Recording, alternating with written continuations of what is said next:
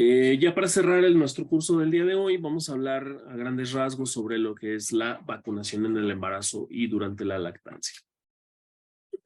Los objetivos sobre esta ponencia es sumar a la protección inmunológica la leche materna, los beneficios de la protección de las vacunas, como de tétanos, influenza y tosferina. Utilizar vacunas con seguridad y oportunidad. Tener conocimientos adecuados, actualizados de las vacunas actuales. En cuanto a la vacunación, es una de las intervenciones más costosas y efectivas que se ha implementado en los últimos 2 siglos, justo para prevenir situaciones como la viruela, la polio paralítico, la poliomielitis, tétanos neonatal, difteria, hemófilos influenza del tipo B y ahora la influenza estacional y últimamente también la situación del COVID y también muertes por rotavirus. Muchas preguntas que quedan pendientes para el futuro es la epidemiología, grupos de riesgo prioritarios, que estos van a estar cambiantes, las nuevas vacunas, la mejora en las vacunas, que también acaba de actualizarse, y el movimiento antivacunal, que también es una situación que tenemos a lo que nos estamos arriesgando últimamente. La población antivacunas. Muchas preguntas, bueno, más bien vacunación en el embarazo se refiere a qué vacunas se pueden ponerse en el embarazo. Durante el embarazo podemos poner influenza inactivada y la TD y la TDPA, ¿sí? Esto ya tiene, ya está aprobado por FDA y por expertos en inmunización y por la OMS. Las mujeres embarazadas son el grupo de alto riesgo más importante para la inmunización con vacunas inactivadas contra influenza estacional. Suficiente evidencia de alto riesgo de enfermedad grave en este grupo y evidencia de que la vacuna contra influenza es segura y efectiva en prevenir enfermedades en las mujeres embarazadas y en los recién nacidos, que también tienen una alta carga de enfermedad por influenza, ¿sí? Pues recordemos que no solamente estamos vacunando a la mamá, sino también estamos haciendo un apoyo a un apoyo a la inmunización del bebé. Desde el viernes 28 de septiembre del 2012, en el diario oficial de la Federación, en la segunda sección, se publicó la norma oficial mexicana 036 para la prevención y control de enfermedades, aplicación de vacunas, toxoides, favoterápicos e inmunoglobulinas en el humano.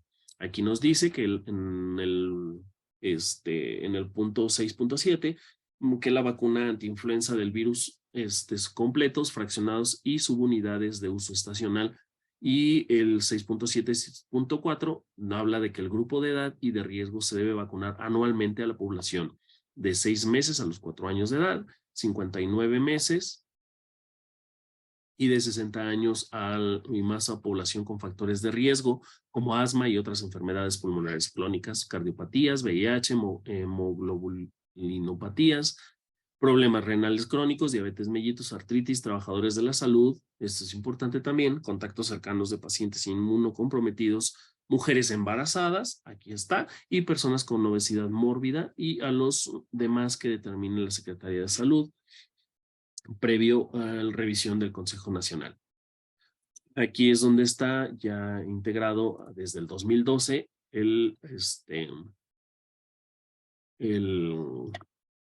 la que se agregó a las pacientes embarazadas para candidatas como población de riesgo.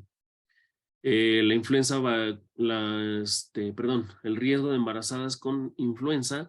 Hubo una pandemia en 1918 donde 50% de las mujeres embarazadas infectadas desarrollaron neumonía.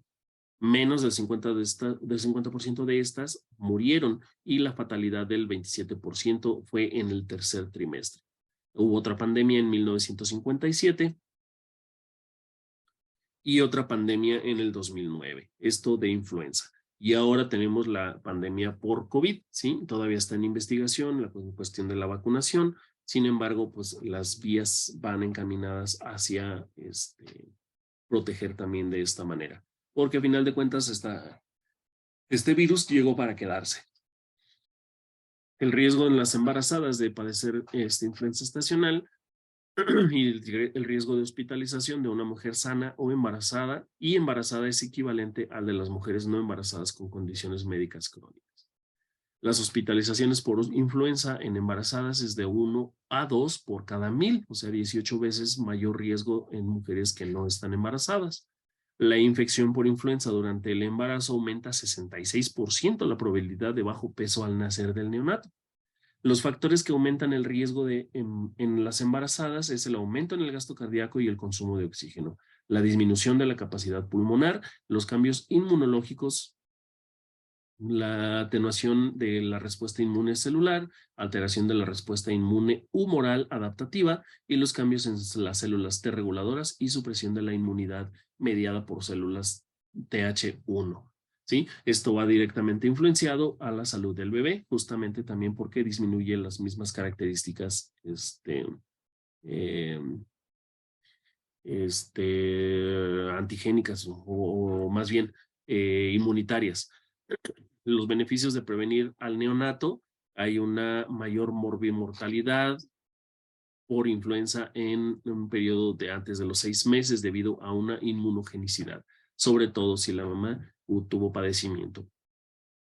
Limitada, no se recomienda vacunación en menores de 6 meses. La inmunización de mujeres embarazadas produce una respuesta de anticuerpos que resulta en la transferencia placentaria que protege al recién nacido. De ahí que se vacuna a la mujer embarazada, no así al menor de 6 meses. La vacunación contra influenza en embarazadas va a disminuir el riesgo de prematurez y bajo peso para la edad gestacional. 4.168 nacimientos en Georgia, Estados Unidos, entre junio del 2004 y septiembre del 2006. La vacunación en mujeres embarazadas disminuyó hasta el 72% del riesgo de prematurez. Entonces, son datos concluyentes que ya están declarados. Disminuyó 69% el riesgo de bajo peso para edad gestacional al nacimiento. Esto durante la temporada de influenza, ¿sí? De ahí que las campañas de vacunación se hagan precisamente en la temporada en que se ha detectado la influenza en mayor cantidad. Entonces, estamos viendo la importancia de la vacunación anti-influenza, ¿sí? Los estudios de Estados Unidos, como son los más publicados, es en donde más nos basamos. En México realmente los estudios son menores, sin embargo, el beneficio es el mismo. En un análisis secundario, el peso promedio de los recién nacidos de mujeres vacunadas era de 200 gramos más que en el de los recién nacidos de mujeres que no se vacunaron. En una fase 2, que sigue en proceso, 3.600 mujeres embarazadas tuvieron un efecto de la vacunación en el peso y la edad gestacional de los recién nacidos. ¿Sí? Entonces, ya son datos concluyentes, es evidencia científica. La vacunación con influenza en embarazadas va a disminuir la influenza y hospitalización del recién nacido por este padecimiento. 1.116 binomios, 1.160 binomios en la población indioamericana, esto ya estamos hablando de otro territorio, tuvieron una eficacia vacunal en el recién nacido hasta 6 meses de edad. Hubo una reducción de influenza confirmada hasta en el 41% de los casos. Reducción de la hospitalización por cuadro respiratorio se disminuyó hasta un 39% de los casos. La vacunación contra influenza en embarazadas va a disminuir considerablemente el riesgo de prematurez y bajo peso para la edad gestacional. Esto también en un estudio que se hizo en 3 condados de Estados Unidos, hubo seguimiento por 7 años, en donde se detectó que 1.510 lactantes de 6 meses con hospitalización por cuadro respiratorio, de los cuales 151 casos, únicamente un 10%, con influenza confirmada por laboratorio. El análisis de acuerdo al estatus vacunal materno estuvo del 45 al 48% menor riesgo de hospitalización en hijos de madres vacunadas.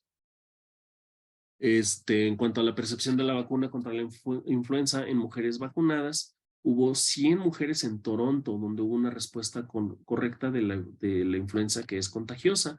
Dijeron que sí, 95%. La influenza puede hospitalizar a una persona, sí, el 95%. Las embarazadas tienen el mismo riesgo de tener complicaciones que las no embarazadas, no, en el 12%. La vacuna es segura en el embarazo, sí, en el 55%.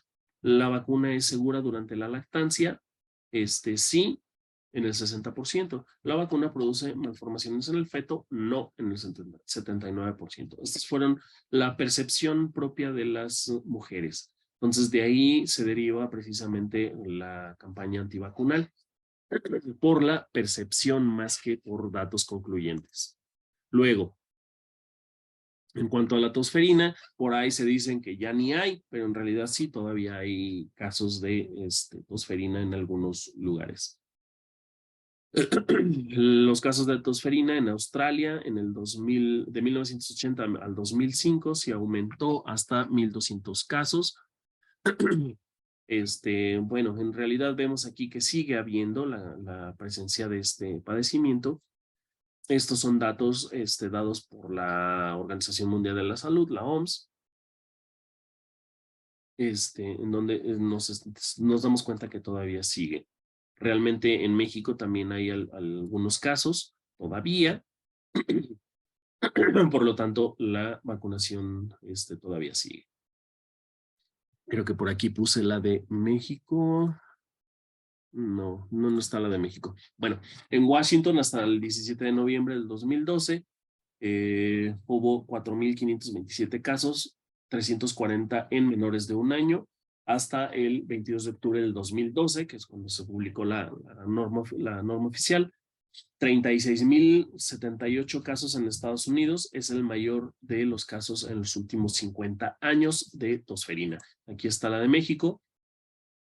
Desde el 2003 se disminuyó, hubo un pico máximo en el 2009 y en el 2012 otro pico que no ha sido el máximo, pero sí otro pico. Esto se deriva precisamente de las campañas antivacunales, porque los casos que se detectaron justamente fueron en poblaciones de pacientes no vacunados. Ahora, estamos hablando, se ha desatado una era prevacunación. En donde hay una infección natural en niños, una transmisión de un niño a otro niño, y estos niños van a generar una vacunación, una transmisión hacia todos los miembros de una familia por transferencia. En la era de vacunación ya hay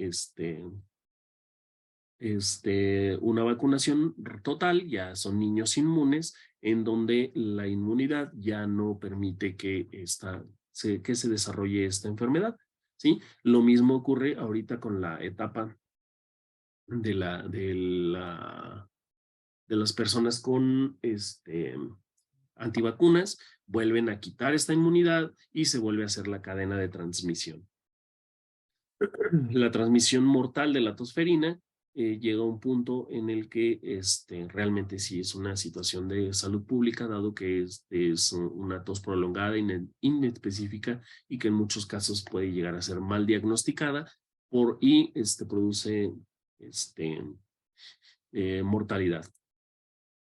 La iniciativa global de la pertusis tiene como objetivo principal proteger al recién nacido y a los lactantes por una vacunación desde el adulto, que es universal, que tiene un efecto rebaño, es selectiva, es de alto riesgo de transmisión al recién nacido y a los lactantes, y hay una estrategia capullo que se lleva a cabo en Costa Rica, donde hay que vacunar a todos los miembros del hogar, sobre todo en momentos cuando tenemos despuntes de la enfermedad. Bueno, más que nada, lo que quiero que veamos es el beneficio probable de la inmunidad directa al bebé a través de anticuerpos. ¿Sí? Por eso hay en reportes de farmacovigilancia, no se sugiere un patrón de incremento en eventos adversos en mujeres que recibieron TDPA. Ha habido pocos eventos adversos que no parecen estar relacionados por la vacuna. ¿Qué recomendaciones vamos a tener? Aplicar la vacunación con TDPA en mujeres embarazadas, de preferencia en el segundo o tercer trimestre después de la semana 20 de gestación. Si no se administra en el embarazo, administrar en el posparto inmediato. Óptimamente continuar con la estrategia capullo en adultos adolescentes que se pueden tener contacto con el lactante. Esto es en el área de Costa Rica.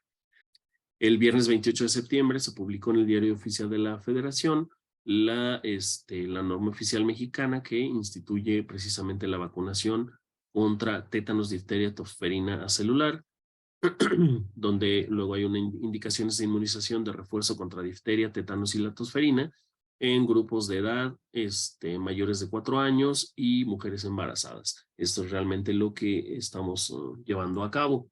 Y en la lactancia siempre evaluar la necesidad, riesgo, beneficio.